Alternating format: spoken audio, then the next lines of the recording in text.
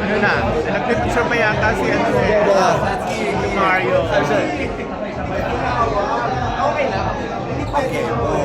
Salamat. Magaling lighting. Okay. Kamusta after watching the movie? Nakakatuwa. Actually, I really enjoyed the movie. It was really light, I think. And it had everything. It had humor, it had a bit of drama, it had dancing. Syempre kasi dance movie siya. Overall, I enjoyed it. Yeah, wholesome siya. Oo nga, R13. Sila yata ang R13 sa mga ginawa mong project. Oo nga. Nanibago ka ba? Medyo. Kasi, well, I'm gonna do my first Viva Max film in a week. But that'll be my first this year. Okay. Nagpo-focus na ako sa more on wholesome film. So, I just finished with Quezon. Wow. With Ian Glenn, yung Game of Thrones actor. Tapos, I just finished a Hallmark movie in Canada. Wow. Which I shot last month in Toronto for 30 days. So, yun. Maganda yung wholesome. Maganda pala. May mga vertical dramas ka rin na ginawa. Yes. International. Lagi may vertical dramas sa Vietnam, sa LA, sa Canada, sa Singapore. So, ongoing yung mga vertical dramas dahil parang uso na yung mga verticals.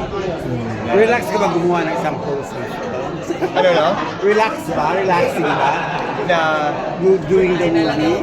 oh, Hindi actually, masyadong sexy. nakakatawa kasi parang ginawa ko siyang comedic eh. The role I had actually wasn't comedic, but the move, this like snake move kind of stuck. So, naging comedic yung atake ko dito sa film. Kaya, iba from yung mga other roles ko. Kumusta yung co-stars mo dito? Yung pakikitrabaho kina Alger Brenica? Ang saya.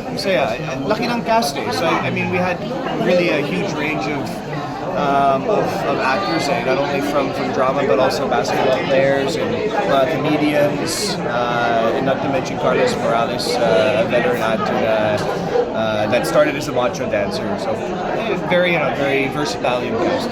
First time you worked with Carlos? Yes, first time working with Carlos Morales. How is he as a director? Very good. Sobrang open siya to collaborate, which is very important to me. As an actor, na open yung director for collaboration. Tapos, actor-director siya dito sa film. So, half the time he was acting eh. So, a lot of credit also to Ninay, our assistant director, for helping out. But before doing the film, you have already an idea who Carlos Morales is. Yes. Kilala ko siya, but I hadn't met him before. Dito lang sa film. Yeah. Ano yung nangyari dun sa underline na line, yung underwear line mo? In manufacturing, but it's such a hard and long process kasi ayaw pa ilabas ng product na hindi satisfactory. Kaya, to be honest, may ready product na, but ayoko. So, pinilik ko sa supplier. So I'm realizing fast how hard it is in the clothing business to get a really good product you're proud of. That's high quality, but also cost effective on the same side kasi ang mahal ng materials. So I'm having a bit of a hard time with the supplier, pero it will be released. So exclusively kayo nagmo-model dito? I don't know. Exclusively kayo nagmo-model dito? Yeah, loko-loko yung underwear. Okay. Wala ka bang balak na kumuha ng ibang ibang models? We will naman. We will, We will okay. have other models and other endorsers endorsing Loko-Loko. Kasi I really want to get all different markets eh. Hindi lang yung parang more on the expensive end. Pang massive actually yung underwear. So, Magiging part ka ba nung tinatayo ni Carlos na sinasabi niyang Group, all-male group? all-male group? gusto niya, pero I think nakita natin sa movie hindi ako masyadong dancerist. So, pang comedy yung dancer. Kaya ginawa ko siyang comedy because I'm good at acting and I'm good at hosting, but I'm not good at dancing. In part 2, Makasasali ako, pero again, as a struggling dancer, a frustrated dancer, there wasn't enough prep time for me to dance. Kasi I never really did any dancing before this movie. So medyo fresh ako sa dance culture. But imagine if my part 2, I think I would put in some time to at least learn some basics. Ang isang issue ngayon, sabi nga ni Archie, yung ano, pagpasa ng MTRCB Act last Monday. No. Na parang yung Online. palawak ang sakop ng ano ng MTRCB yung power. Pati Sakop na rin niya ang online streaming. Like Viva Max. platform. Nasabi lang, pwede maapektuhan yung Viva Max. Like, as in, mas strict yung ano yung... I-regulate na rin nila. Under na rin. I-regulate na rin nila. Ano masasabi? Kahit sa streaming? Yes. Signature na ng president. Oh. Last Monday. Last Pero Monday. wala pa naman kumbaga nasa sampulan. Pero parang siyempre, ang first Alin na na? tatamaan, Viva Max. Approve, parang approve na. Kasi it's the biggest streaming platform na bolds. Mm. Hindi ko alam yan. It's like, you guys are the Last first ones. Monday. Last Monday Last lang. Monday. Third and final reading. Wala No. pa namang naapektuhan kumbaga na talagang ano. Pero mainak na yun kasi final reading na yan. But a lady senator said no. Na. Really? So anong kumbaga Anong take mo doon? take mo sa censorship online? Online, no? Pero sa akin, I mean, everything is accessible online nowadays. Yes. I mean, not to mention adult content Yes. online. And you can access it for free. So, para sa akin, I don't see the problem with a streaming platform like Viva Max. Kasi, una sa lahat, you have to be 18 plus to use it. Pangalawa, you have to pay to use it. So, dapat mature audiences, and it's for payment. So I don't understand the problem with. I mean, a 14-year-old can go online and find adult content for free without any censorship. Where Viva Max is an online platform where you have to be above 18, and it's a payment as well. So, and hindi siya bastos compared to what you can find online. So, para sa akin, I don't agree with it, but Soon to be a law. yeah, you guys. So I'm not I'm not a lawmaker dito sa Pinas. I'm just an actor working for Viva. So for me, I'm European, right? So parang this is very normal sa Italy and mga ibang bansa sa Europe. This kind of content, it's considered art, right? Yes. And that's how Viva Max should be seen. Kasi at the end of the day, I mean, the people that go to church are still watching Viva Max.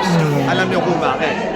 Because it's done with taste and art and my production value. It's not like watching yung mga adult websites where it's just a guy holding a camera tapos bang lang and then bang lang and then that's it, right? There's production value to it and there's art to it and my story.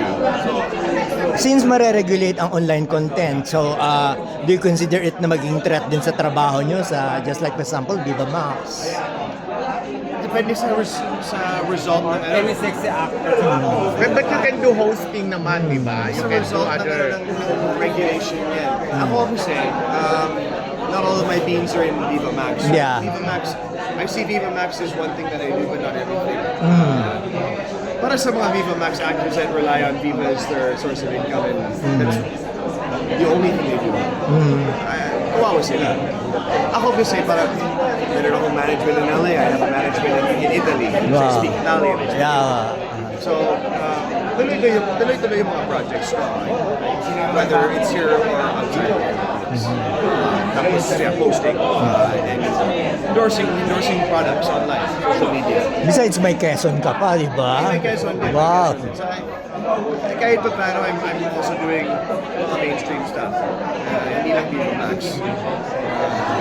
But it would be unfortunate kasi I do enjoy doing Viva Max kasi liberal akong tao.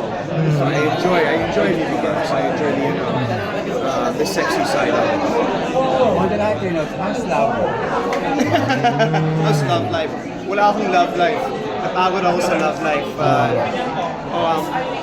Lalo na after the Pop the Balloon challenge na nag-viral like 3 weeks ago.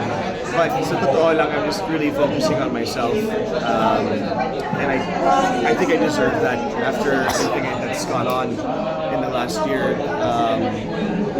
Gusto ko mag-focus sa personal life ko and my career. I think I really deserve that kasi grabe, it took a lot out of me. Exhaust ka ba? Na-exhaust ako sobra.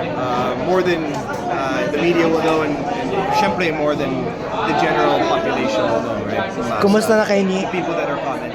Kumusta na kayo ni Christine? Hindi ko alam. Wala kaming contact eh. Pero open ka ba na may pag-work sa kanya? Na Work together. Work together. Professional ako. Professional akong tao. I would prefer not, but I mean, if the opportunity was there and we had to work together in one way or another, wala akong problem dyan. Number one thing in life is forgiveness eh. And I forgive the past. Para sa akin. Malalim yung forgiveness, ha? No. Yeah, so, yeah, wala kami communication, but at the end of the day, professional din siya. I think there wouldn't be a problem with that. But I would like to try to stray away from that. Why would the public watch you? What's that? Why would the people watch Wild Boys? Why? Because I think entertaining siya. Siguro hindi siya perfectong movie in terms of technicals, but Yung cast lahat. it's entertaining. It has Parang gamit. comedy. It has dancing. It has sexiness. My dancers yung cast, as well as my drama. So I think there's everything there, and it's a wholesome movie. Tapos Group marami picture. siya ng macho dancer movies in the market nowadays. So it's kind of nice seeing the life of a macho dancer and yung mga struggles ng isang macho dancer, which I think Carlos Morales did a good job of portraying.